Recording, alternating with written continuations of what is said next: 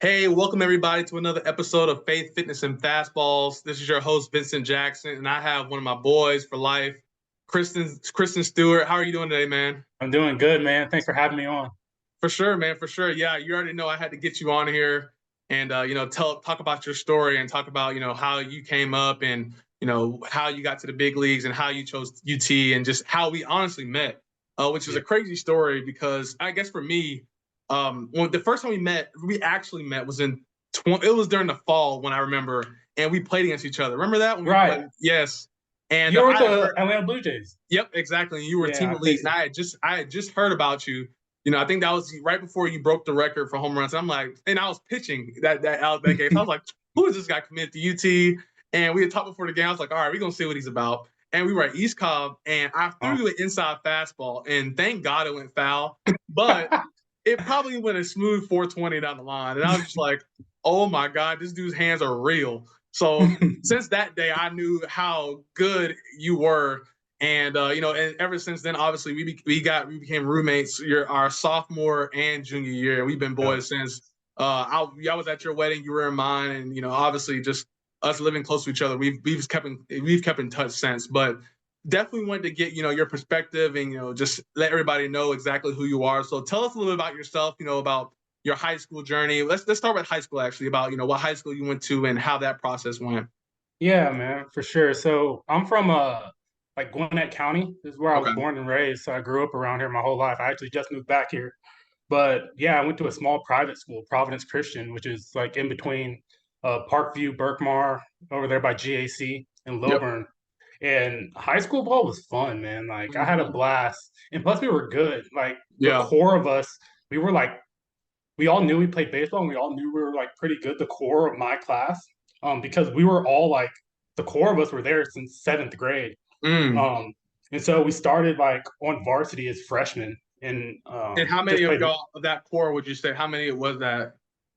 There was one, two, three, four, five, about six of us. So y'all all grew up together But from like then it seventh started to grade. add on. So like it was honestly like close almost our whole starting roster. My sophomore junior year was like my class because it Oh was wow. like a big class. We had like six or seven of us that were like kind of the core that's been Okay. on the program since like freshman year. And so that was a blast. Like, and plus we were good, even though for being a smaller school, like we would play Yeah. like the bigger like 5A schools and stuff like that and beat them. Like we Right. were definitely a contender and people knew who we were in Gwinnett. And Adam Cantrell is our coach, and he's still there to this day. He's been there for Mm. almost like geez 20 something For a years. while now. Yeah. Yeah, and That's he's crazy. yeah, and we still talk. But yeah, high school is fun. Like my freshman year, we made it to Elite Eight. My sophomore Mm-hmm. year, Sweet 16. My junior year, we were runner up.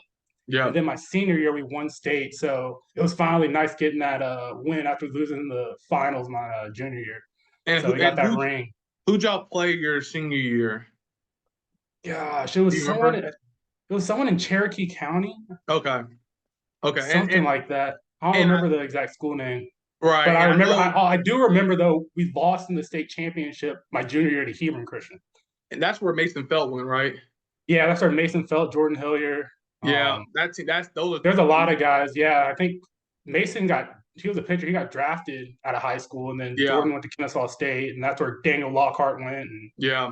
I yeah, remember Mason Felt. God, I feel like he was throwing 87 as a 12-year-old he from the West was.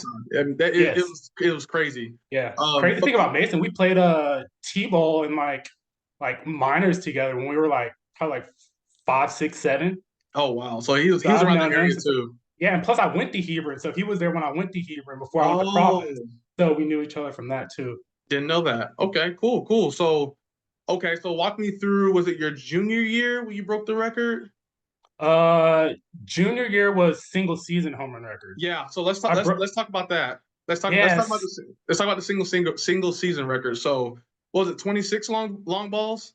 26 long balls. Yeah, yeah, yeah. Yeah. So My how junior how year. how was that? Walk me through that year. I mean, you had to be locked in. I mean, it kind of feels like a movie, kind of Yeah. because like back then in high school, you know how it is. Like I felt like I was succeeding more than I was failing, so I didn't really understand what failure was at the time in Right. baseball.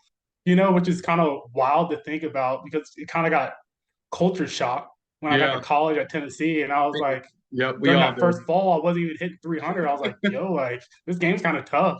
Right, exactly. But Game no, sucks man, sometimes.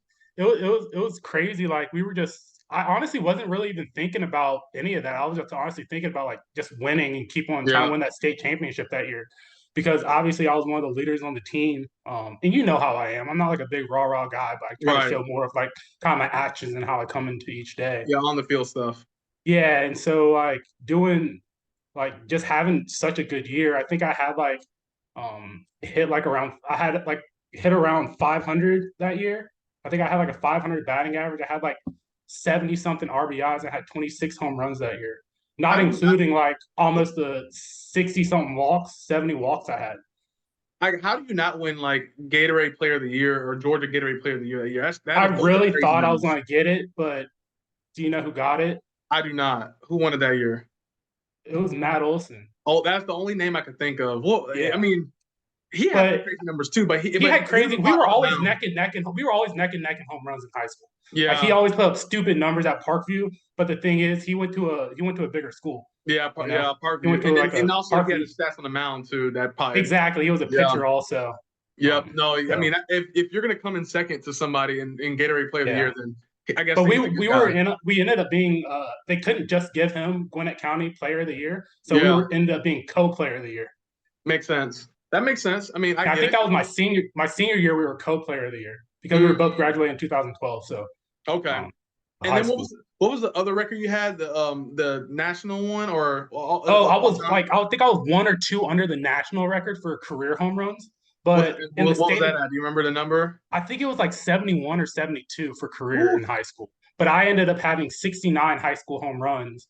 But to be honest with you, I would have broke it. But I ended up only getting one at bat in the last championship series in high school. what I only happened? got Were they walking you? they intentionally walked me or like walked me in four pitches or Yeah, like yeah because yeah it was yeah. crazy like I They were trying to honestly do think that. I would have beat it, but I'm tied. So I had the home run record for Georgia, but I'm tied with Micah Owens at 69 Yep, career. exactly. Yep, I And remember. Yep, so I remember that. yeah it's That's a crazy stat that I with the bats now. I mean, I'm sure somebody will eventually, but I just don't see it like happening in the yeah people. I mean, well 26 long balls is a lot.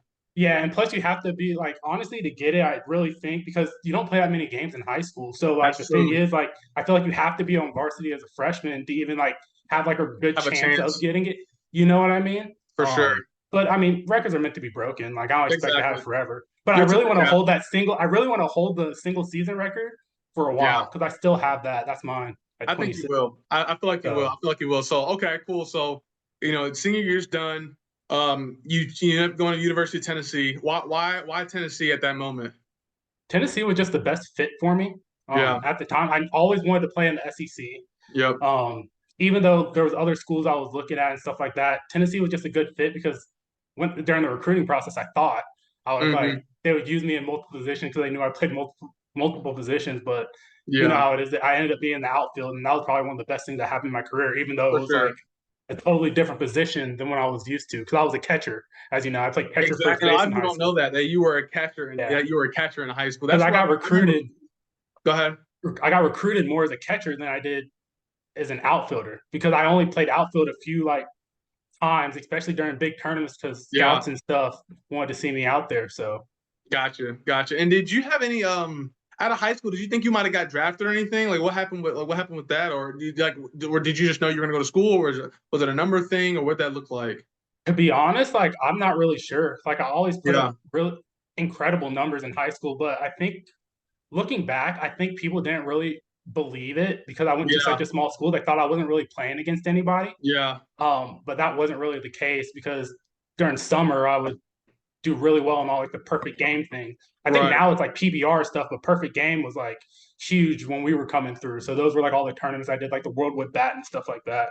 And Yeah, that's kind of how I got my name really out there for with like a sure. lot of different stuff and going to nationals with perfect game nationals and stuff like Yeah, that. and I didn't know you there, but we were both there at the same time, which was pretty cool. Yeah, And no, I agree. I feel like and you see it now still, where like smaller schools, guys will not, I guess scouts will not won't necessarily look at that. But that's also the great thing about college baseball is where there's no like exactly. overlooking this or that. I mean, even if you go to a smaller school, like let's say someone like Kyle Lewis, I mean, he went to Mercer. which I feel like some people, like people outside of Georgia, don't even know Yeah, the school Mercer, but he yeah.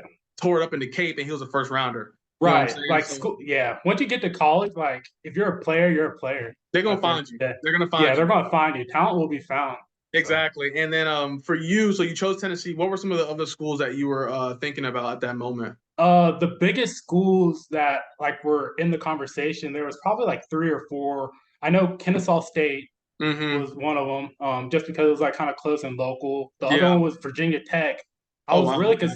really considering there, but the thing is, I kind of had to wait because they just wanted me as a catcher, like Mm, catcher only, and I didn't know if I wanted to just catch in college because my yeah. legs to hit. That was my kind Yeah. of my For calling sure. card.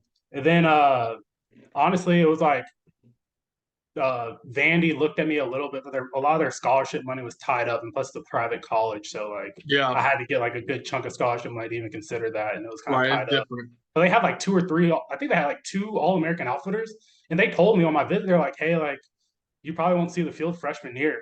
Yeah. Understandably, I mean, I'm a freshman coming in, you already have like two like um And they were All top five American that year outfitters. also. They were top five. But yeah, those are like the three main schools I was considering. Obviously, Georgia Southern was kind of thrown in there, like a Yeah. little smaller D1A. But my thought was always on the SEC and Gotcha. stuff like that. But I went to visit to so many other schools too, like the UGAs. I went to Duke, Right. Mississippi State. So it was a fun recruiting process. Nice, man. No, that's good. That's good. So you get to Tennessee, and you go, you get there first day. What is it like freshman year for you? I feel like I kind of already know some of this, but what was the differences as when you got to college compared to high school ball or like travel ball? The biggest thing was like once you get to college, like you're on your own. There's no one Yeah. telling you what to do, and plus like living in Gibbs, Yeah. like especially it was fun, but like if going back, I probably would have done stuff a little bit different. We were all young. We were like 18, 17, 18 years old at the time. So Exactly. like we all have our stories and stuff like that. But I mean, it was definitely a shock because going from a small little private school to going to like a big public college Yep. was also a lot different because there's so many different like personalities. Not everyone's religious and Yep. stuff like that. Growing up in a Christian home and stuff like that. So Yep. just kind of navigating that. But like I built so many great relationships there. Like I can't. For sure. For sure. No, definitely. I completely agree. I mean, that freshman year is definitely like a culture shock, one, but also just a life shock because you're just like, oh my God, like I gotta wake up at 5:30 to get to the field at 6 a.m. for running, and then you Right. have class from 8 a.m. to 2 p.m. Gotta find some lunch in there eventually. You have practice from 2:30 to 6:30. You gotta work out from 7 to 8, and then you have study hall from like Yeah, mandatory 8 to 9. study hall freshman year. Yeah. Remember that? Yes. I can't forget. I was up in there all the time. Yeah. I think we had to get 8 hours a week, and I'm like, I don't know how I'm gonna do this. No, I Get the mean eight you're hours. you're definitely mixing in some time on like a Sun. You're definitely getting mixing in some time on a Yeah, Sunday for sure. right. But That's man, that was that's funny. yeah, but that Um, was fun, man. Like, yeah, gosh. And plus when you're late to the 6 a.m.s and the dorm was right there, and you see guys sprinting yes, down that road to sprinting. get to the field. They got the workout in for the running. Right, because they want us at the track like 5 minutes before the 6 a.m. started. So we're like, yo, like, And I'm trying. And this is why a lot of the kids I train, I try and tell them we did it a little bit more, but a lot of colleges that first month of running or whatever, a lot of times they're trying to run you to see who they can run off a team or to see who's actually mentally fit for it. right. Like the running that we did, in my opinion, was not right for our bodies at all. It wasn't at all. The way they Yeah, it was recruited it was the was complete it was a opposite. mental thing. It was like, It okay, was. I remember, I'm not gonna say his name, but I remember some guys running off the track like Yeah. and quit. like like golf like Hey, we're not gonna say any names, but yeah, yeah, not gonna say any names, but like running off the they're track, like, this ain't quit, for me. and then saw them at another college the next year. So it's just it's one of those things where it definitely gets you get tried to see if this is something you really want to do, which is good. But for you, you kept going. You had a great career. Your sophomore year, in my opinion, you had a great freshman year, but your sophomore year for me is what I saw like a difference in your swing and in you as a player. Yeah, Was sure. there anything that sophomore year that kind of clicked, or was it just kind of just the progression of, was it summer ball that helped you in Alaska? Like, what was it that Oh helped you my for this gosh, year? yeah, Alaska Summer Bowl, that was huge. Like freshman year was good, don't get me wrong. I did Definitely. really well my freshman year, but the thing is, going into that sophomore year after playing in Alaska, because I didn't know how that was going to be. I was like, Yeah. I didn't even know winter ball was a thing in Yeah. college. You know what I mean? Like after season, I thought I was going to go home, be able to chill, but they were like, "Nah, you're actually going to Alaska to play." And I was like, "What?" And you're playing like Like, 45 games there. right. Thankfully it wasn't like the Northwoods, but yeah, we played like a 45 games, but it was fun. Like it was probably one of the best experiences I had playing baseball was in For sure. Alaska. Just being there and plus my host family was amazing. I And you was had there some with teammates there too. Yep. yeah, I had AJ two and team Betty. AJ and Betty, yeah. And so we all lived together and we honestly all did really well and had a blast playing. Our team was like the relationships of some of the guys on the team was awesome. Like we had Yeah. a really good squad. Everyone got along. We always did stuff together. Being in Alaska, my host family was awesome. We would go fishing, like Yeah. on a canoe. We had our own car. We were able to go like hiking on some incredible trails and see some Yeah. like dope scenery. And then we went to the glaciers and stuff like that, just traveling to like the middle of nowhere, Alaska, and like playing in one of the oldest fields in Alaska that Yeah. has like it's a turf field, but it's so old they didn't it was like a wooden bottom. Like on so the turf was on top of like planks of wood, it felt like. That's Because crazy. yeah, it was wild. It's one of the oldest fields and it was insane. I forgot where it was, but Alaska was yeah, it was I've heard fun. nothing but good things about the It was Alaskan League. fun. So, But going off that question, like literally that kind of like propelled me into sophomore year because I yeah. did super well there, and I was like player of the year for that league and stuff like that, MVP and all that stuff. Hmm. Because I did really well, and that kind of gave me confidence going to my sophomore year because we Yep. were playing against some really good players. And going to my sophomore year, that kind of took that momentum into that fall and then into that season. Yep. So For sure. No, I agree. I mean, I definitely saw a difference. because my And swing changed just because like I wasn't top spinning balls at the fence anymore. They were actually getting backspun and going out. bingo. And That's plus what I I was like trying to get at. I saw because you had a high average always, but I started to see you launching some balls and like they're staying in the air now. And I'm just like, right, oh wow, okay. There's a clear as day difference. right, Which and this is the thing because not everybody can have a launch ankle that launches you out the pad. I mean, everybody's different, but for you, you already had the strength in the swing to get you to that point. And then when it kind of clicked for you, it just propelled from there. And then right. after your sophomore year, you were by the grace of God, you were able to go play for Team USA. Walk us through, what that was like in that experience. Yeah, that was crazy because I actually wasn't officially on the team. I got invited to the training camp for Team USA. I Right. didn't have an automatic slot on the team, so I kind of had to like play my way and earn my spot. Yeah. And I played great. I literally played amazing baseball. I ended up making the Team USA Collegiate National Team, and that was so fun that year because that year we were actually able to go overseas. They weren't here in the States and like carry, so we Yep. ended up going and playing Honkball Week in the Netherlands. We won gold there, which was pretty Wow. dope. And we played against like a ton of like Chinese Taipei, Japan, Yep. Netherlands, and that was a blast. And I ended up winning best hitter of Honkball Week That's crazy. I didn't know there. that. And then we left from there and we go to Cuba and we play Team Cuba. And when I tell you, it was like we lost every game. We played like a 5 game series. We lost every game. Yeah. We were playing like grown men and we were like 19. But Right. I'm not gonna lie, we definitely competed though. Like they were close games and stuff like that. It Yeah. wasn't like straight blowouts, but I felt like at the time looking back, I could kind of see like I don't know the difference in like just maturity, I guess, Yep. with their team and ours, just because they've been playing, Yeah, they've been playing for a longer than while. us. They were adults. We were still in college. Right. So Absolutely. yeah, so that was a blast though.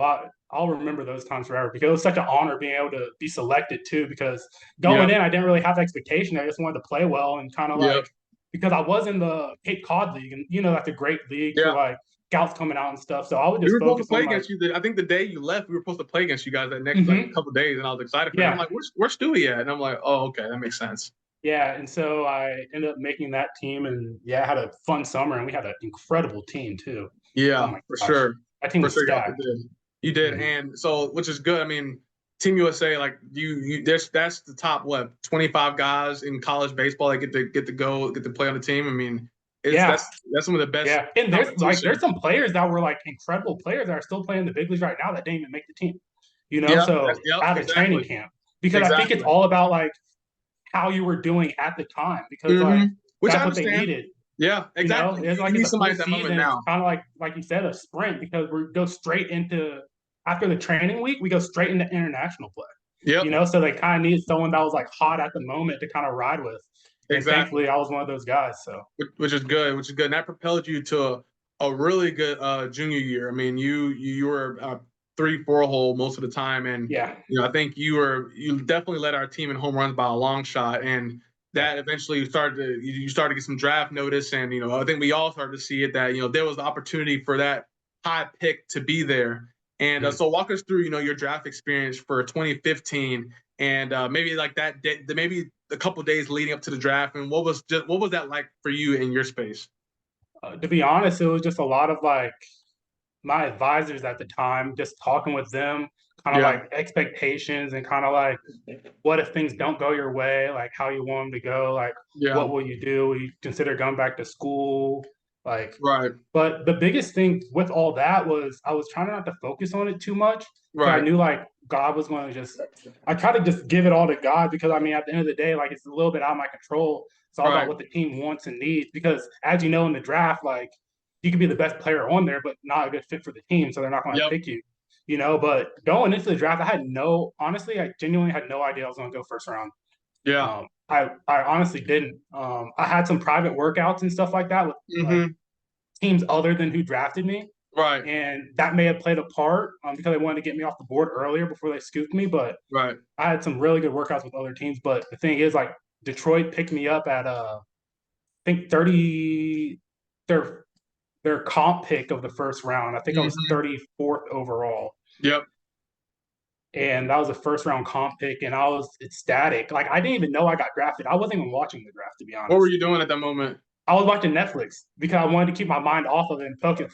But the only reason I know I got drafted was because my parents were watching it in their room, and I just hear a scream because I didn't. It was like getting towards the end of the first round, Like Yeah, I was like, man, I'm not going to go like the first round. I'll probably have to wait till tomorrow because I think they only do the first round the first day, and the yeah, next day second through 10, and then after that it's everyone else. I think. yeah, So like I was like, all right, kind of. But the crazy thing is, before I got picked up, I was watching Netflix. I get a call from my agent. mm-hmm, They're like, "Hey, are you ready to go?" I was like, yeah." I right, didn't know who was going to pick me because it was like, I think it was like a round pick, like I don't know, around like 20 something when he called me, yeah, and my heart kind of just jumped out of my chest when I yeah, got that call because I was not expecting that. But as you said, I ended up going first round, and yeah, my professional career kind of started that day.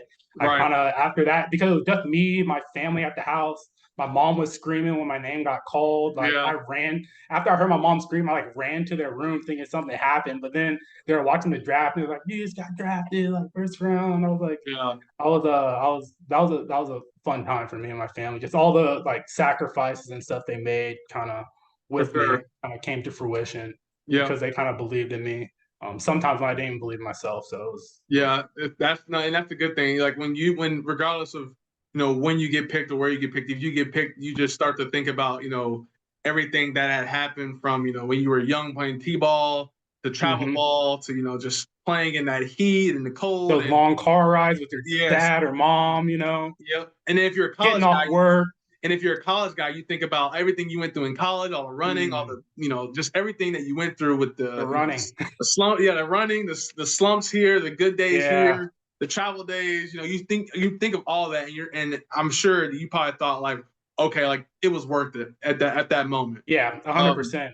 I was which is like, good. everything we've been through, all the ups and downs of the game, all the sacrifices we made, Yep, was in that moment, it was like, yeah, this is worth it. This is like happiness right here. for But sure, for then sure. again, like that's when the work just begins again, over And, again. they, and that's once again I try to let guys know like you don't make it when you get to college. You don't make it when you get drafted. Mhm. And for a lot of people, you don't make it when you get to the big leagues. There's always something that is there. What if you make it to if you make it to college, like there's guys that next year are trying to take your spot. If you get in professional ball, there's guys that next year that are on your team that are trying to take your spot. If you get Right, to the big leagues, there's guys on your team and guys in the minors that are trying to take your spot. So right. there's no like there's no like, oh, I've made it sense, unfortunately, when it comes to to sports in general because there's always that next state. The only time you can say like, "Hey, I made it," I feel like you could always say I made it. Like that's definitely something, but No one you can ever can't take that away from you. exactly because nobody can take that away But from you. But it's that mindset, like the chill, okay, now I exactly. can chill mindset. It's always like 100 on go because even for me, like when it came to college, and my story is just a little like, kind of crazy where I had a huge chip on my shoulder going into our freshman year, and and that really helped me have a decent college career, but also a good freshman year. Right. Just because of everything that happened with me in the draft and in that year in the 2012, and it's crazy how good you can do when you have something to prove, basically. Mm. And I feel like when you do have that complacent mentality, that's when the things start to go bad. I Right. think it's always like that middle ground. You don't want to do too much on you, and you also don't want it to be complacent. So I think with you always had that. You were always humble, but you always bust your tail on and off the field, which kind of got which helped you get to where you wanted to go. And kind of segue into the next part. So you go through all of go through the minor leagues. I think you start off in short season A in Connecticut. And then you work all the way up to Toledo, correct? Toledo is Toledo Triple A. is AAA. So the Yep. first year in 2000, when I got drafted, was kind of wild because like you said, I started in short season. Yep. Well, actually, I started in rookie ball.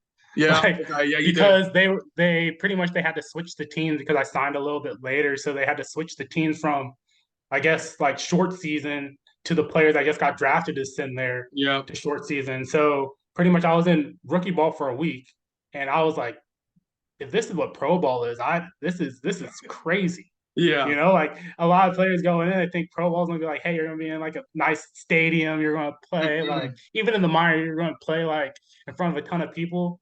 Rookie ball Yeah. isn't like that. It is not. And Even our short bro, season I wasn't think like I think we were in the same league. Did you play in Batavia that one time? play where? But because you were in Connecticut, it was the New York Yeah, Penn League.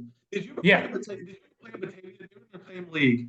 If not, right, Batavia was the Marlins team, and my first year was also in the New York Penn League. Because I right. mean, we played our first series was in no, our second series was in Batavia, New York, against the Marlins team. They had like 15 fans at their game, and our hotel had like bed bugs in it. Like we Oh had to my, get we yeah. had to get a There's whole other room. It was the craziest thing. I'm just like, is this professional baseball? Like yeah, we they have don't tell you yeah. about this. They don't tell you about the overnights, the bus rides, and stuff like that you're doing Mm, at the lower level. no, You're not on planes at that moment. You're not on charter buses. You're on a charter absolutely. bus, but you're like it's You're not not. on sleeper buses like the nice sleepers like we had in college when we And we traveled. got spoiled. We We got we did. definitely got spoiled because when you're in the SEC, it is like you're staying at 4 or 5 star restaurants. You're always Yeah. getting breakfast. You have sleeper buses, or you're flying, or you're on a great bus, and you're always Right. having per diem, and you always have this taken care of or that taken care of, and then you get the pro ball, and it's like, hey, figure it out for yourself. And I'm just like, Right. whoa. Exactly. So and then for you, you worked your way up through the minor leagues, and you were Right. eventually able to get the call. So walk through, what that day was like for you. Yeah. Man, that was wild. Like that was 2018. So the thing is, I had a really good year that year in AAA. Hmm. We made playoffs and stuff like that, and I knew I was going to get called up. I just didn't know when because the GM and people like in the media were kind of just asking him questions about like when I was going to get the call up and stuff Yeah. like that. But I remember him saying in like an interview or something like that that they were going to wait until our season was officially done in AAA before I got the call. Hmm. And so our season ended. I thought I was gonna get the call, but I guess he meant when our season ended, like playoffs and everything. Yeah. Um, but we ended up making playoffs. We played a couple of rounds in the playoffs, and we were playing really well, but we ended up losing against the team that actually won that year in the second round of playoffs. And then after that game, like, I mean, we lost. Like everyone's kind of down because the season's over, and plus we were Yeah. like playing really good baseball, and it kind of comes to an abrupt stop. But after that game, I came in, and everyone just pretty much like season's over. So like how it is, we just start saying our goodbyes and stuff like Yeah. that. But then our skipper came in, our manager, and he was like, "Hey, I want to see so you all in my office." Yeah. And when he did that, because I saw the players that were walking back, like I kind of knew, but Yeah. it wasn't like some big like kind of like now, it wasn't like some big thing where it was like, hey, like in front of the whole team. But Yeah. when we were in that room, there was probably like 4 or 5 of us in the room. He pretty much said, hey, all y'all are going to get called up. I know some of you guys been up before, but congrats to the guys. I mean, he shook our hand to the guys that haven't been called up to the big league yet. Yeah. Um, and that was like a crazy moment. Like my hands were shaking. Like I didn't Yeah. really know what to do. But all I know is like right when I left that like the manager's office, I went to my. I'll never forget this. I literally went to my locker Hmm. because everyone was saying like congrats and stuff as you're because people know, like Right. after Right. you walk out of the You manager's you office, like know that. Oh, so they know. let me pause you there. So in professional ball, when somebody goes to the manager's office, is either a really really good One or thing two things, or a really really bad thing. And right? I've been on the end for both, where it's like, hey, you're getting called up to the next level, or hey, we got to send you back down. So, Right, depending on your average, you're not getting sent down if you're batting 300. You're not getting right, called up if you're batting 180. So that's right. what kind of going off of what you said. People know, you know what I'm saying? So you can continue, but I just want to throw that in there. Yeah. So after I got back to my locker, I sat down, said a prayer. Just like I was just so grateful. And then I end up the first person I called was my mom. Yeah. And this is what I told her. I was like, I was like, my mom answered, she was like, hey, what's going on? Because it was late. We had a night game, and my Yeah. parents know I don't usually call. They're like, hey, what's going on? I was like, y'all need to get a flight to Detroit. Yeah. She was like, what? I was saying, y'all need to get a flight to Detroit. And they knew right when I said that. Yeah. They were ecstatic. My mom was just screaming in the phone. I I was bet. like, yeah, I got called up. And so, yeah, that's when my big league career kind of started. Good. September 9th, 2018. Well, Um, you won't so ever forget that day. never forget that day. So what happened was I ended up getting called up. I was in Detroit the next day.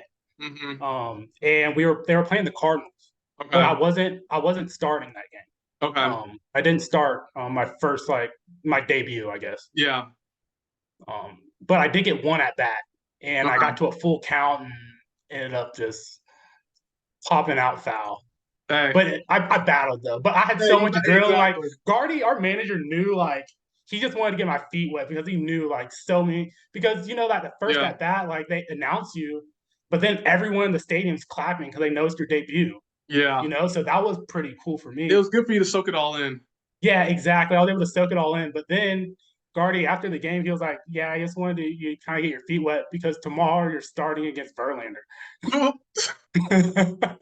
Because we were playing the Astros next at Yeah. home. That was the next series. So Verlander was starting that first game the next day. He was like, "Yeah, I want you to have your first start against Justin Verlander."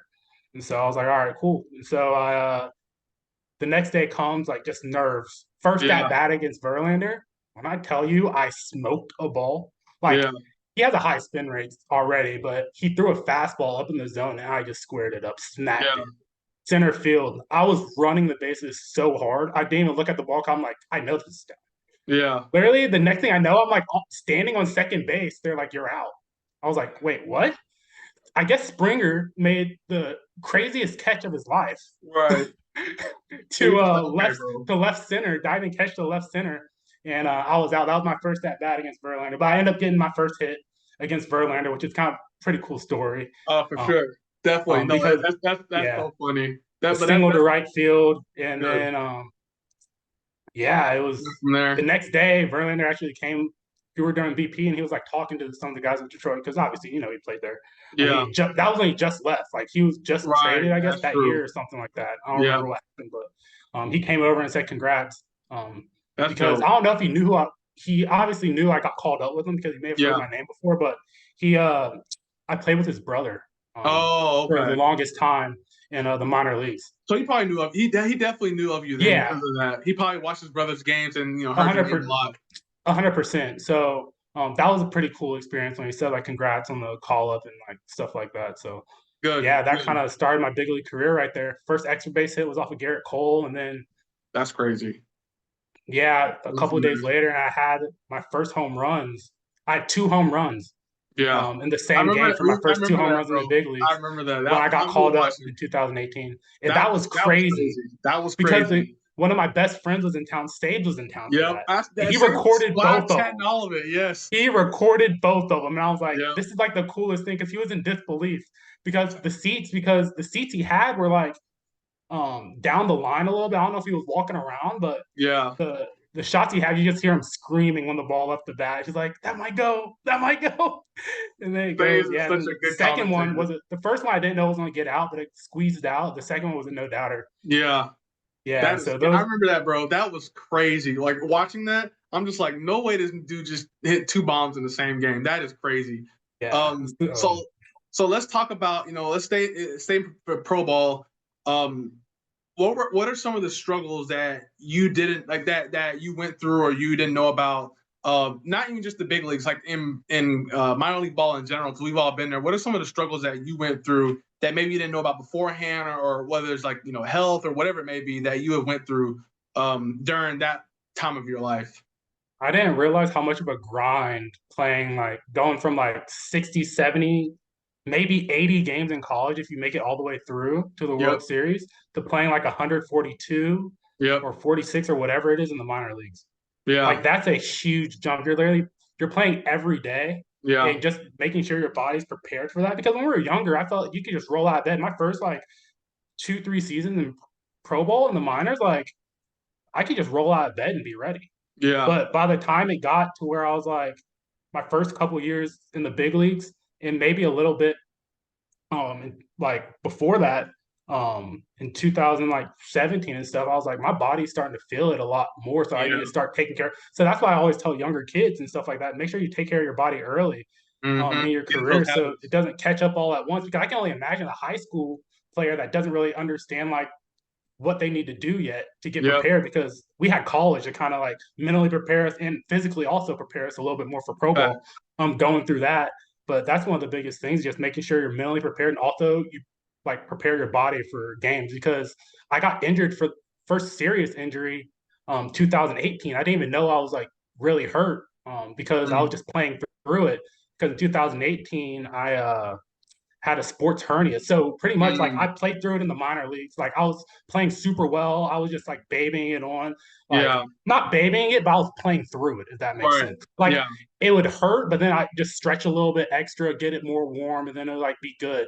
But then like I kept on playing, got called up, been playing super well, Yeah. super well. And it comes to the last series of the year. Last Mm. series of the year.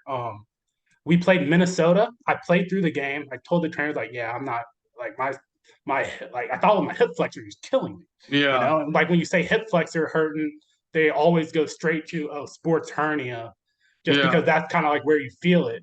Yeah. And yeah, so the next series was the last series of the year. We were playing the Brewers. I think at the last series of the year, I ended up not playing that series, but I Mhm. talked to the manager and he was like, "Yo, you did really well for us. Like, just take it easy and like get right pretty Yeah. much, because I didn't know what was wrong. I just knew I was hurting. And Yeah. so pretty much fast forward 2 weeks later in 2018, after season's over, I'm on a flight to Philadelphia meeting with like the core specialist, Yep. and I felt fine. Like I was like, I guess I just might have just pulled something, is feeling fine now. Like he's just gonna send me home. They just wanted me to get like a MRI just to make sure from him. Then I Yeah. end up getting the MRI, passed all the like strength tests and all that stuff they were doing before, but come back with the MRI. The doctor walks in, he was like, I just knew something was up just Yeah. because how he was acting. And he was like, the damage is already done.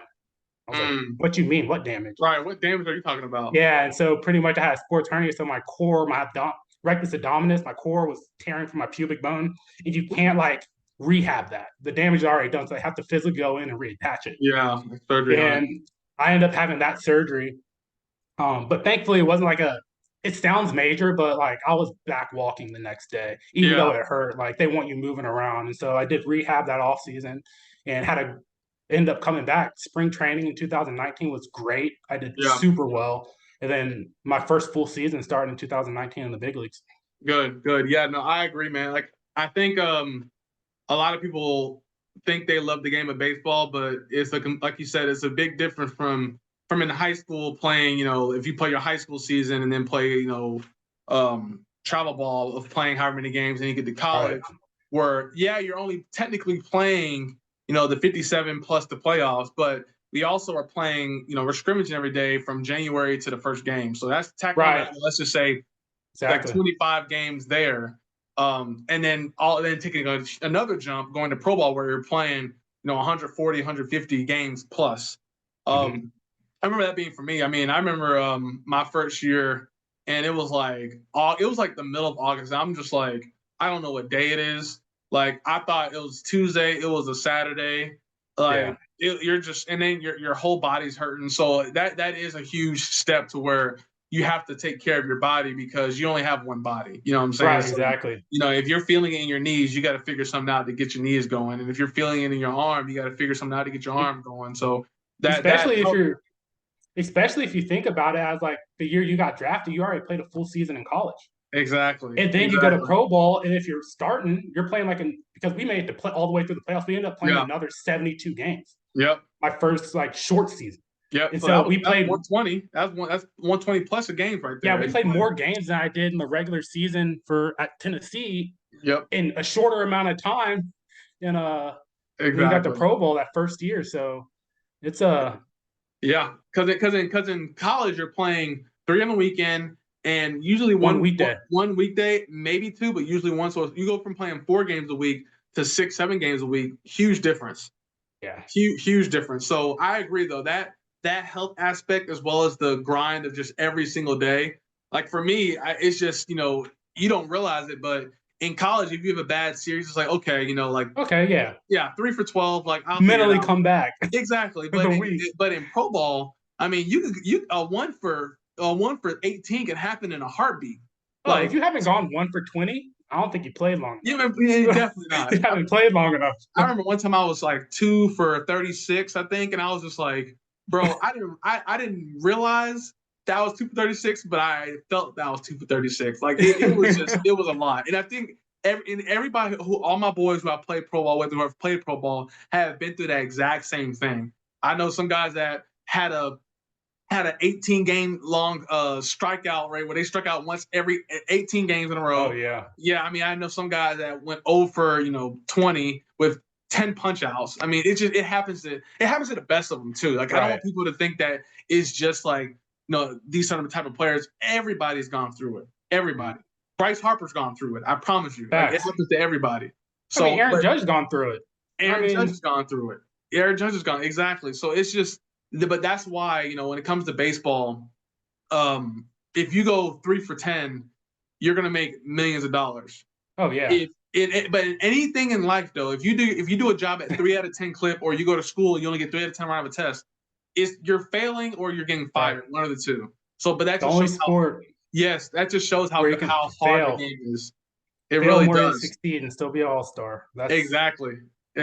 So now let's get into. And it's the game where you can do everything completely right and still not have anything for it. You can line out 4 times and nothing. And everything right. And on the stat sheet it says 0 for 4. You're just like, come on, man. Like, cut me some slack. But that's one of the things I also try to tell kids is that like you can't always look at the result because sometimes it's more of like the quality of that bats because that's what helps you get out of those slumps sometimes. Exactly. Like knowing you're having quality at bats, things just aren't going your way, and that happens in baseball. That's just normal. Happens to everybody. The game works itself out. You're gonna have a 2-4 game with 2 broken bat hits. It happens. Facts. You're gonna have that little like super early nut bunt for me down the third base line for a knock that no one can get to. And I guarantee you're not gonna be feeling bad about it because you were like, dang, I should have lined out. You can be like, well, I went 2 for 4 today. Right.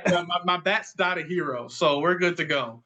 Right. And that's the best feeling, standing on first. You're like, you can't buy hits, but you can always buy bats. Yeah, exactly. You cannot buy a hit, but you can always buy a bat for sure. And so let's get into the next topic with which I'm really passionate about, and I feel like you are too, whereas African Americans in baseball. Right. When we played, I feel like in the SEC, all the black players knew each other just because we were the only couple people there in the SEC. I mean, I feel like when we were there, it was less than 15 guys compared to every SEC team. And I feel like I'm being generous with that too. I feel like we had probably the most on our team. We did, which is every SEC team we had 4, which was crazy. But like it was me, you, Brody, Johnny. Which was crazy to think about. I mean, somebody said a while ago that whenever me, you, and Brody went outfield, or was it me, you, and Johnny, whichever one, we were the first all black outfield to start a game at Tennessee. Like that's crazy. That's crazy to think about. But even That's us, dope to think about. I didn't even know that. I didn't realize that. it's a crazy stat, man. It's a crazy stat. I'm pretty sure I'm not wrong. But I don't think you're wrong. Because just think am. of like the other outfielders that've been at Tennessee that we know, like Yeah, their exactly. names. Yeah. Like I yeah, there don't think was. I'm wrong. I don't think so. But even like so, like growing up in like Atlanta, we played against a lot of guys who are have big league time or who are in the big leagues who are African Americans. Right. But it is a thing where the number is from the 80s to now, the number has dropped like 4 or 5%.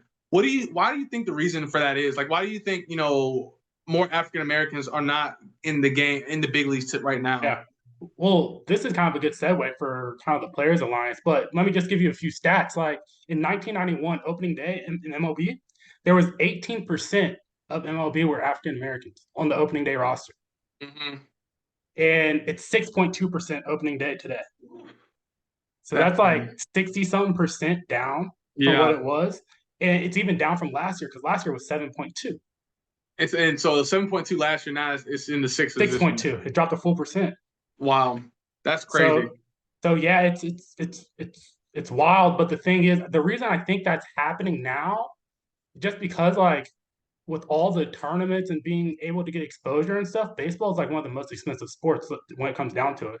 Absolutely. To be honest, like our parents are like, we're blessed enough to be able to travel to these tournaments. Our parents be able to like keep us in hotels and like all this stuff, but a lot of people don't have the luxury of that, So that's why they end up going towards like basketball or football where all their friends are playing, Yep. It's a lot cheaper sport. I mean, when a glove costs $300, a bat can cost $400.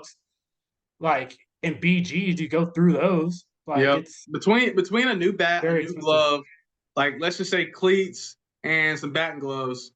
That's $1,000, right? Just exactly. right there. And that's not even including, playing on a decent travel team where you're paying, right, for the tournament fees, $4,000, for each year to play on this team, right. And that's not including your expenses for staying at the hotel. So exactly. I completely agree. I think the gap or the flights.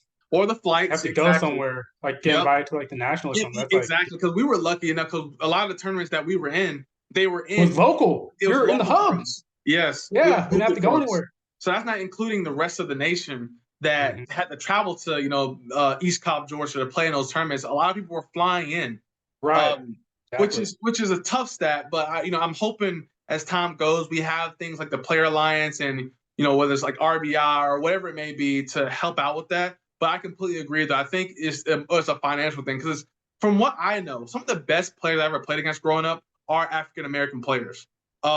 Being in Georgia, like I think, did you ever play either at or against Gresham Park when you were younger? No, that's like a little farther south than me. Yeah, that's like towards you. Yeah, well, Gresham Park, I would love to see the number of big leaguers that played in Gresham Park that are in the big leagues now or have time. My brother, who I had on here last time, he played against a team called the Sandtown Mustangs, and they had Will Benson on that team. They had there's another black pitcher for the Indians. I forgot his name, but he ended up going to Georgia Tech, and then he's in the big leagues now.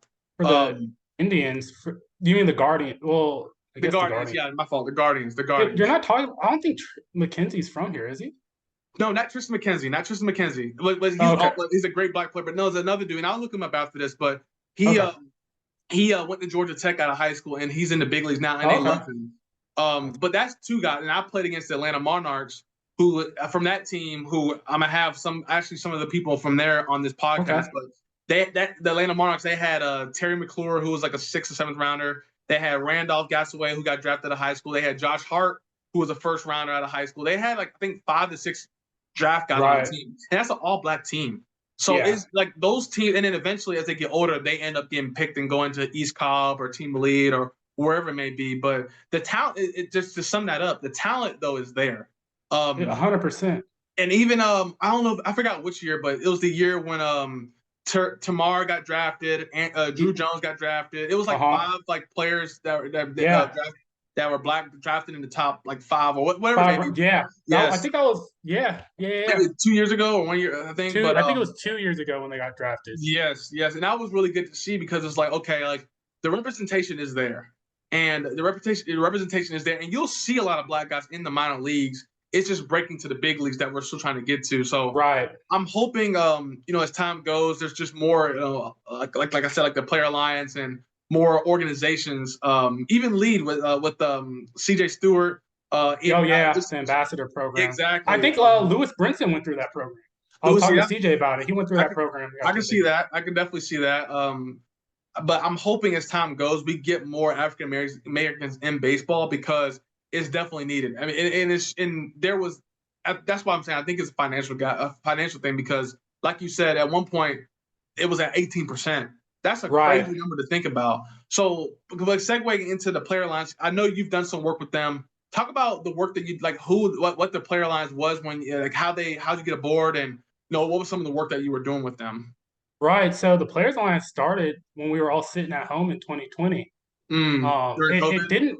We didn't really know what it was, but pretty much what happened, like everything was going on. 2020 was such a heavy year, but everything was going on with George Floyd and Yep.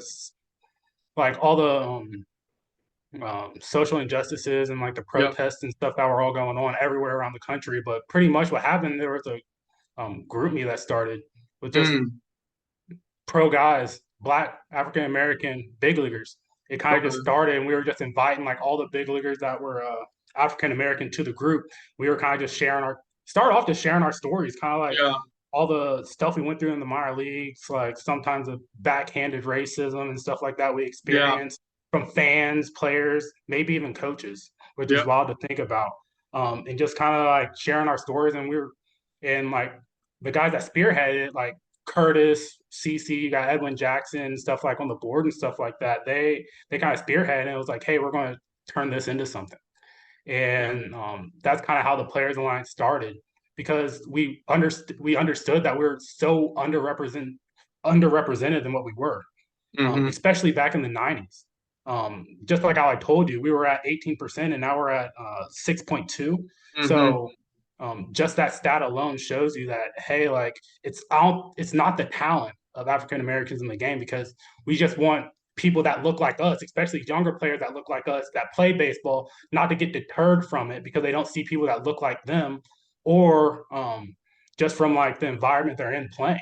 Yep. You know, we kind of want to keep African Americans in the game because it is a beautiful sport that teaches you so many life lessons, and it's honestly helped me grow so much.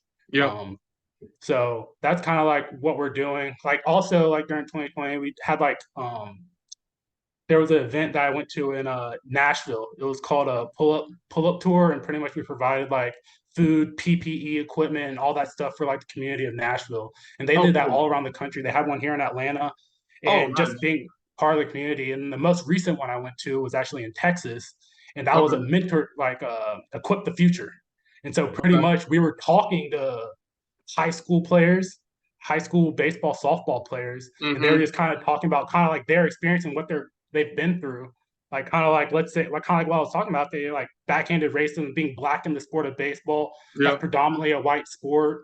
How do you navigate certain coaches that kind of treat you different? And so Yep. just having those conversations, just be able to grow and hear our stories because um, I know for you too, like it wasn't all like butterflies and rainbows getting to No. the big leagues and all the stuff we kind of had to deal with starting from a young age all the way through pro ball to get there, and especially being African American. So we just honestly just want to show that we are represented in the major leagues. There's a lot of Yep. players that are doing incredible things up there. There's all stars that look like you, Yep. and we're just kind of let our stories be known that maybe one day, if they want to, y'all can reach where we're at because it's not unattainable, you know. Absolutely. And we're just trying to give Absolutely. the most opportunities we can by providing like baseball equipment to underserved communities so players that want to play baseball can.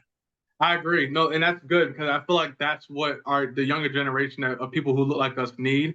Right. And kind of going to you said, I mean, even for me, I mean, I on my high school team we had 6 or 7 African Americans, and then that's why for me I always talk about how my first semester at Tennessee was a culture shock, and I was kind of more quiet because I wasn't used to that atmosphere. I mean, I only had I mean, it was besides me and you at that year, we were the only two black guys. I mean, Right. and it was just different for me, and I Right. really I struggled a little bit because of that. But not necessarily nothing against any of the guys that was there. I mean, I'm had my hashes with some of them, but overall it was cool. But it was different. I mean, when you're for a person who looks like us, we have gone through some of the same cultural things, kind of like you said, like the Mhm. backhand racism or a coach treating you different or fans saying something that is a little suspect, um, whatever it may be, and even for me growing up, my parents who played college basketball, they always said you got to be 2 times better.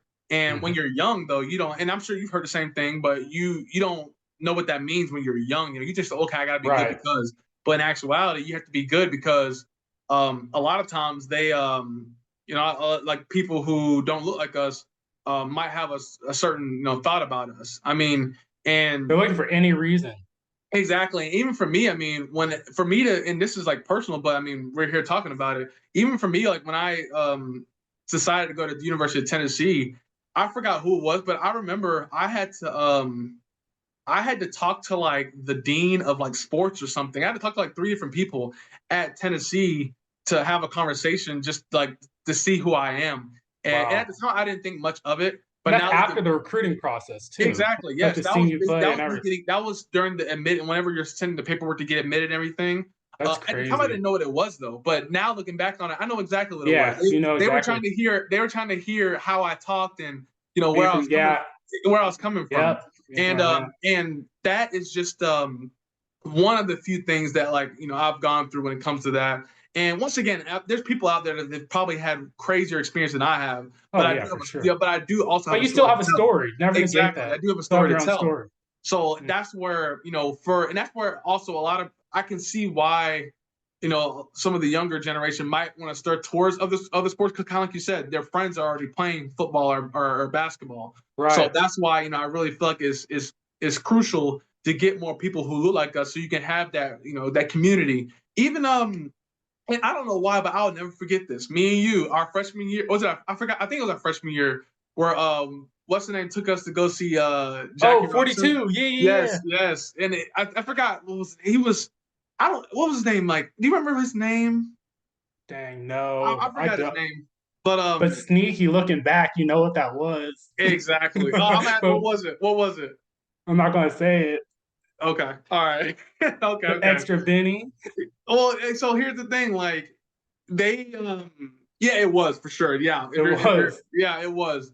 But going to see that movie, whatever it meant something to me because it's like okay, like 100%. Because they you saw us. understand, like he understood that we were the only two on our team that looked like us, Right. and it was, and I feel for me how I took it, it was like okay, like you're not in my shoes, but you understand where I'm coming from, which was big for me, which is big for me to know, and I feel, and like I said, going back to what I said earlier, I feel like the more we can have different groups and alliances to help out with the younger group, the better off we'll be, as well as though me and you having these conversations with the 7, 8, 9, 10, 12 year olds to hey Right. stay in the Exactly. game. The anything you want when it comes to the game is there. If you want success, go get it. It's right there. If you want a college scholarship to pay for school, go get it. It's right there. That's so Um, facts because there's so many players that have questions like that. Because yep, this off season, well, this whole season, as you know, I wasn't playing, but I was still training and stuff like that. yep, Just being around so many like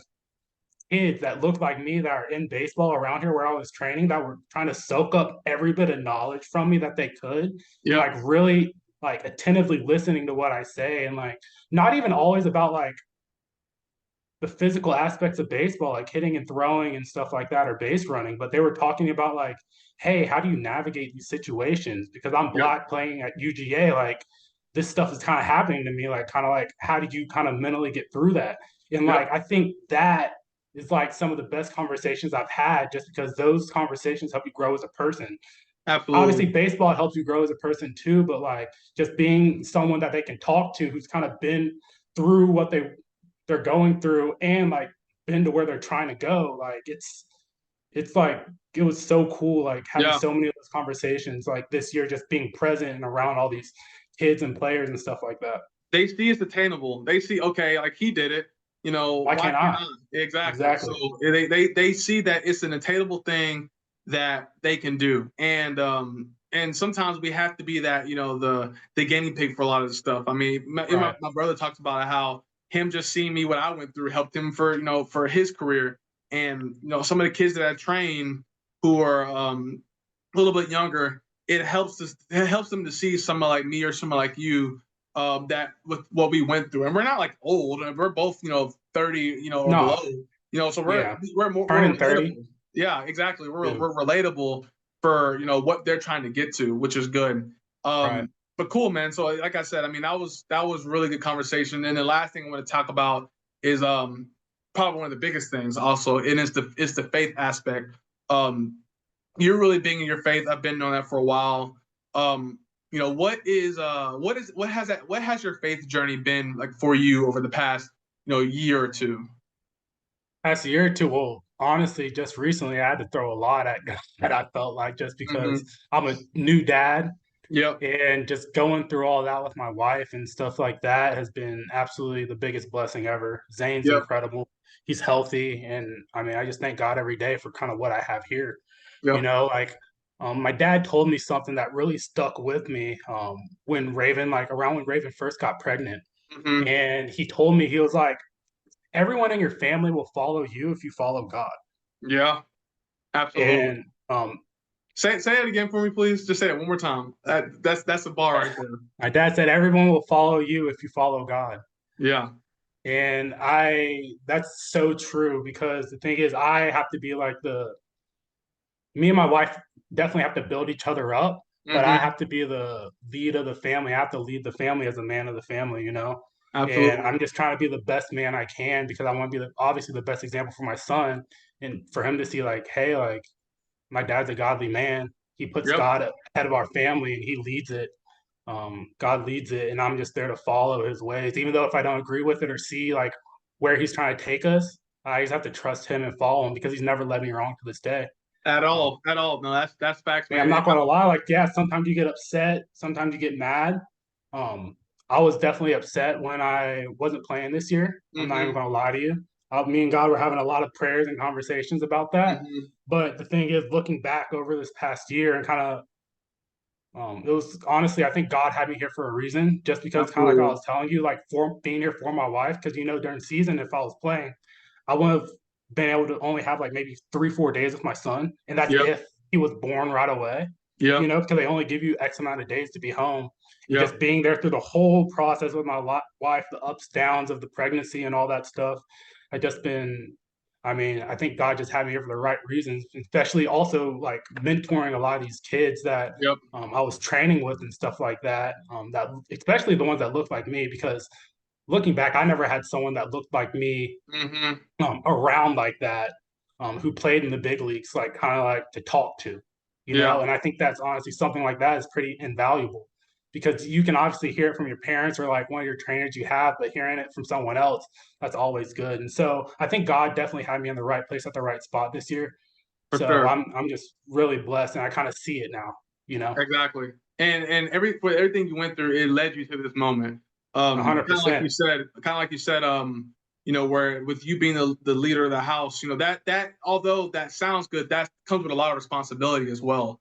Right. If you being a leader, like obviously like your wife submits to you, but people get that part and they run with it. Yeah. When in actuality, is yes, that happens, but you also the wife submits to the husband and the husband submits to It's God, a lot. and Mm-hmm. it's a whole thing. So if you're not submitting to God, then you're gonna have a rocky foundation. Right. And even for kind of what you said and going back to that, that's everything. If you are able to lead and be a follower and believer of God and Jesus Christ, your things are still gonna happen. Like that's the thing that I don't want people to not think it's gonna happen. Like things still happen, but you'll have somebody to go to. You'll have God to go to. You'll have Jesus to go to, and like you said, sometimes you have tough conversations. Like you're gonna have those tough conversations. And I also feel like, in a weird way, God knows that, and He wants us to come to Him when things are going wrong. He does. He Um, he wants to hear it still. exactly. He He wants to wants hear to it. hear it still. Exactly. He wants even to though he hear it already knows he because wants to hear it. exactly because it's just like a thing where it's like, hey, like I get it. Like I feel like he understands, and but we go through everything for a reason. I always go back to Job, where Job had everything. Oh my gosh, You yeah. know, Got Job everything taken away. had Leprosy. everything, and God put him on the line against Satan. He was like, hey, like do what you will, but you just can't touch his heart. You can't touch his soul and his heart. And he Mm-hmm. got everything taken away. And one of my friend Julius, he was actually on the first episode. He calls the Book of Job God's biggest flex because because at the end of Job, when Job was like, he never cursed God, he never did, but he didn't ask Mm-hmm. why. He was like, Got why? more. And God was basically like, were you there when I was making the world? Were you there when I was making you in your mother's womb? Were you there when I was fighting this and that? Like you basically, to sum that up, is you have to trust what I'm doing. You have to Right. understand like why I'm doing this. And even if you don't understand, you still need to follow my word. Right. And which he did, and he got everything back tenfold at the end of the Tenfold. day. Mm-hmm. So to go back to what you're saying is everything to that. And I guess the next question is, who God? Who is he to you? He's everyone always says this, but he's absolutely everything. He's the Mm-hmm. friend that when I need a friend. He's the father. He he's someone you can always turn to. He's never going to leave you or forsake you. He's always going to be there. He's like the most solid thing that's going to be in your life. When everything feels like falling apart or failing, he's still going to be there. Yep. And yeah, he's honestly like my best friend. Yeah. You have to be able to have that one-on-one relationship with him. The biggest thing for me was like I kind of had to grow into my relationship with him, especially when I left home because obviously like your parent when you're growing up, you're like, gosh, I'm at church all day. I'm at Yeah. church from 11 Yep. until 5 o'clock when we have that double service. But the thing is like once you get away from that, your parents aren't there to be like, hey, get up and go to church. Hey, do you do your like quiet time? Do you read your Bible? Do you do this? Do you do that? When that all get away, you kind of had to take your relationship with God into your own hands. And that's Yep. the biggest time I grew in my relationship with God was actually when I got to college, when I was away Mm. from my parents and all that stuff, because I was on my own. It was like I could Wow. turn to my mom or dad and be like, hey, like, nah, you have to turn to him because like now we got adult problems, you Yeah. know? Like mommy and daddy can't help you with those anymore. Mm-mm. You No. know what I mean? And so the only person that can Absolutely. kind of help you get through that is God, Yeah. especially when you're really in it. So yeah, but one of my favorite verses that I always like is it's Colossians 3:23. It's and whatever you do, work at it wholeheartedly is for the Lord, not for human masters. Yep. Um and that's like and I say this in a way, but like it means exactly what it says. I Yeah. mean, in whatever you do, you're not doing it for man, you're doing it for God. So Yep. always put your best foot forward. Always try to be the best you can be in whatever you can do. Because at the end of the day, we can say whatever we want, but our actions, especially as Christians Yeah. nowadays, speak way louder than our words because you can say Mm-hmm. one thing and do another so quick. And so and all the actions, no matter if it's like baseball, working out, like helping someone, like you don't want to ever go half in on it because the Yep. thing is, people see that Absolutely. and you're trying to glorify God in absolutely whatever you do. The way you play the game to the way you, I don't know, make up your bed. Mm-hmm. Yeah. Like How you you're always talk to trying to put people, your how you best treat foot people. forward because Yep. anybody, especially non believers, can see that, be like, yo, this guy has literally the worst job ever, Mm-hmm. but he's doing it like he's the CEO of the company, Yeah. So like Putting your people best foot see that and forward. they know that's like coming from someone else other than yourself. Absolutely. I agree. I agree. And kind of going back to what you said about that personal relationship, that's what does it. You can't your parents can't get you into heaven. Nope. Your parents can't get you to hell or heaven. It's only you. And with that being, that's not a scary thing. It's honestly a beautiful thing because even for me, I think it was as a recent, maybe like 2.5, 3 years ago, where I've always been a believer, like always, but taking that personal relationship with God as the most serious thing in my life. And whenever that does happen, it's almost like a tool that you have, and the more you use it, the better it'll be. A la the Holy Spirit. The more you have that conversation with God and you get your reading, and don't just do it to do it. Have conversation with them. There's been times I'm just talking to God like he's like right here chilling next to me. Exactly. Yes, just having that conversation, and as you do that and you start believing more, the Holy Spirit will start talking to you and putting stuff on your conscience about things that are either good for you or not good for you. And that's one of the biggest slash most beautiful things Jesus ever gave us is the Spirit, the Holy Spirit, to see, hey, like, is this good, or hey, is this bad?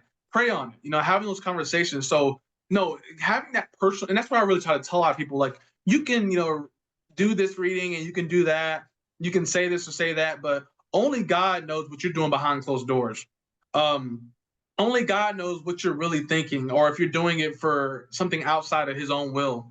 Only God knows that. And ironically, he's going to be the one that's going to, at Judgment Day, reading all this stuff back to you. So, and once again, it's not a thing to scare anybody. It's the most beautiful thing you can have, because when you do start to really get in tune with the word and, start just trying to really realize who God is to you and for you, now that will only help you for this thing called life. Because if you're a believer, being on earth is only a blemish of what eternity is. So you have to know that, like, hey, we're here in the flesh right now. Our flesh, our spirit, and our flesh are just going against each other consistently. You can't be God talks about it so much. You Spiritual cannot warfare going on 24/7. Exactly. 24/7. It is, once again, it's not a battle of the flesh, it's the battle of the spirit. That is the main thing. We feel like we're battling, if we're battling addictions, or battling, whether it's like a porn issue, or whether it's like a drinking issue, or whether it's a self-confidence issue, those are issues of the flesh that are coming from the spirit. So you have to acknowledge that and try your best spiritually to get away from that, because those are two completely different things. The flesh is weak. It's the weakest thing that we have to offer. So we have to fight against that. And only by that personal time you spend with the Lord is going to help you with that. I mean, and that's why I'm open to having these conversations, because, and just like how, our parents can't save us, we can't save anybody either. The only thing we can do is plant that seed, and hopefully they find Jesus Christ at the end of the day, and not be lukewarm. That's another thing. Not being a lukewarm Christian, being in it. I told my friends a couple months ago, if you're on the fence with, the Satan's on one side of the fence and Jesus Christ on the other, and you're sitting on the fence, and God walks away and Satan tells you to come here, you're like, well, I'm on the fence, I'm still trying to figure it out. And Satan says, I own the fence. You know what I'm saying? So you have to understand that, like, there is no going back and forth. It's just one way, and that's through Jesus Christ, who is the truth and the life. So you can get to God, so you can get to heaven. So, and I'm really happy that you shared your story, because it's important for people to know this aspect. Yeah, baseball's great. It'll get you anything you want to get in life. But it's there's certain things in life where, like, when you're getting married or you having your first child, that you're just like, only God can do something like this. Only God. So, but cool, man. Well, we'll go ahead and wrap up this episode, man. This was a great conversation we were having. It was. Thank you for just coming on here and having some conversation with me. I know your time is very minimal, to say the least, right now. So, yours is too. I understand, man. But I'm glad we got some time to do this, man. I was honestly so excited when God put on your heart to finally start this podcast, man. Like, it was. Yes, bro. Yes, man. I saw you were doing. I was like, wow, that's awesome. Yes, I think this is pretty cool. I appreciate it. And I tell people, I'm like, this was put on my heart in 2017. I remember like it was yesterday. And just from fear, just from being scared, just from put yourself out there, man. Exactly. 2017 turned to 2023, and you're just like, and as time went, I'm just like, look, like, we all have a calling, and even if I only touch one person, if I do this for the rest of my life and I only touch one person, at least it's enough. Exactly. So I'm, kind of in the same boat, man. I'm glad, to have this platform, and just have people on here that have conversation about baseball, have conversation about their life, but more importantly, to have the conversation about God and their faith and their testimony that they can share to others. Because I don't know if anybody's gonna watch this. I don't know, maybe one person that watches, it might be 100. You never know. But there's gonna be one person that eventually is gonna come back to this video and this little snippet that we just had conversation on. And even if they're not even of the word, like it can intrigue them a little bit to see what it's Right. about. That's all I want at the end of the day. Is that God works in the craziest ways, you know this, man. So like absolutely, anything could be used for him, man. absolutely, man, Anything. This 100%. platform, whatever. All it has to do is touch one person and you do your job because you're doing it for him, man. Exactly, man. Well, I love you, big dog. Thank you so much for Too, everything, man. man. Love you too, homie. Yeah, for sure. This is it for the episode. I appreciate everybody watching. Please subscribe, comment, share it, do whatever you need to do to help out. Love you guys. Y'all take care.